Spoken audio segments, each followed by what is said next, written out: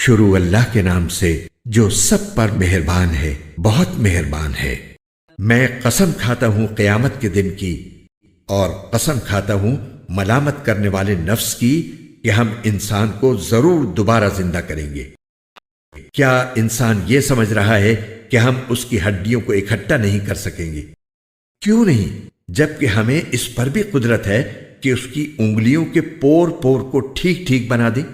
اصل بات یہ ہے کہ انسان چاہتا یہ ہے کہ اپنی آگے کی زندگی میں بھی ڈھٹائی سے گناہ کرتا رہے۔ پوچھتا ہے کہ کب آئے گا وہ قیامت کا دن؟ پھر جب آنکھیں چندھیا جائیں گی اور چاند بے نور ہو جائے گا اور چاند اور سورج اکٹھے کر دیے جائیں گے، اس وقت انسان کہے گا کہ کہاں ہے کوئی جگہ جہاں بھاگ کر جاؤں؟ نہیں، پناہ کی کوئی جگہ نہیں ہوگی۔ اس دن تو ہر ایک کو تمہارے پروردگار ہی کے سامنے جا کر ٹھہرنا پڑے گا۔ اس دن ہر انسان کو جتلا دیا جائے گا کہ اس نے کیا کچھ آگے بھیجا ہے اور کیا کچھ پیچھے چھوڑا ہے۔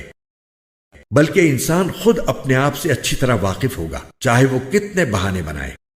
اے پیغمبر، تم اس قرآن کو جلدی جلدی یاد کرنے کے لیے اپنی زبان کو ہلایا نہ کرو۔ یقین رکھو کہ اس کو یاد کرانا اور پڑھوانا ہماری ذمہ داری ہے۔ پھر جب ہم اسے جبرائیل کے واسطے سے پڑھ رہے ہوں تو تم اس کے پڑھنے کی پیروی کرو، پھر اس کی وضاحت بھی ہماری ذمہ داری ہے۔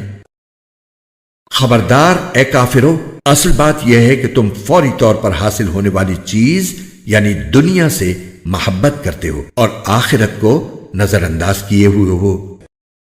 اس دن بہت سے چہرے شاداب ہوں گے، اپنے پروردگار کی طرف دیکھ رہے ہوں گے، اور بہت سے چہرے اس دن بگڑے ہوئے ہوں گے، سمجھ رہے ہوں گے کہ ان کے ساتھ وہ معاملہ ہوگا جو کمر توڑ دینے والا ہے۔ خبردار، جب جان ہنسلیوں تک پہنچ جائے گی اور تیمارداروں کی طرف سے کہا جائے گا کہ ہے کوئی جھاڑ پھونک کرنے والا، اور انسان سمجھ جائے گا کہ جدائی کا وقت آ گیا اور پنڈلی سے پنڈلی لپٹ جائے گی، تو اس دن تمہارے پروردگار ہی کی طرف روانگی ہوگی۔ قرآن کے اردو اور ہندی ترجمے کے خوبصورت اور ایمان افروز ویڈیوز کو دیکھنے کے لیے ہمارے چینل قرآن دین و دنیا کے بھی کو لائک، سبسکرائب اور شیئر کیجیے۔ شکریہ۔